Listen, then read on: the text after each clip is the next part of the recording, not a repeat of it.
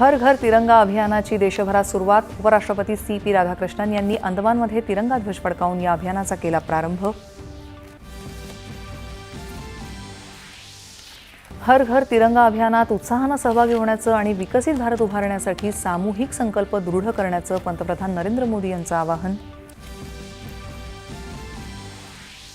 August क्रांती दिनानिमित्त पंतप्रधान नरेंद्र मोदी यांच्यासह विविध मान्यवरांचं या लढ्यातल्या क्रांतिकारकांना आणि हुतात्म्यांना अभिवादन. पंतप्रधान नरेंद्र मोदी यांची अमेरिकेचे उपाध्यक्ष JD व्हान्स यांच्यासोबत दूरध्वनीवरून चर्चा.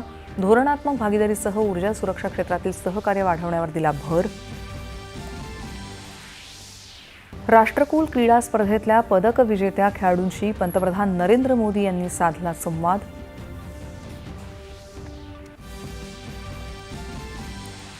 ऑपरेशन सिंधूरनं संरक्षण दलाच्या अपरिमित शौर्याचं दर्शन घडवल्याचे संरक्षण मंत्र्यांचे सिंधूर महारक्तदान यात्रेमध्ये गौरवोद्गार.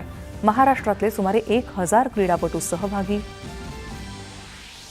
मुख्यमंत्री देवेंद्र फडणवीस यांच्या हस्ते कोल्हापूर शहरातल्या 1850 कोटी रुपयांच्या विविध विकास कामांचं उद्घाटन.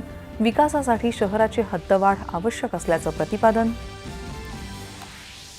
महाराष्ट्र टँकरमुक्त करण्यासाठी माजी मंत्री अण्णासाहेब डांगे यांचं मोलाचं योगदान असल्याचं मुख्यमंत्री देवेंद्र फडणवीस यांचे गौरवोद्गार.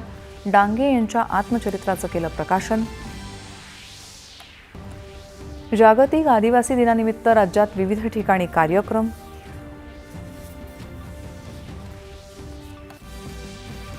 आणि कोरिया ओपन बॅडमिंटन स्पर्धेत महिला एकेरीच्या अंतिम सामन्यात चुरशीच्या लढतीत चीनच्या हान चीन शीवर मात करून भारताच्या अस्मिता चलिहानं पटकावलं विजेतेपद.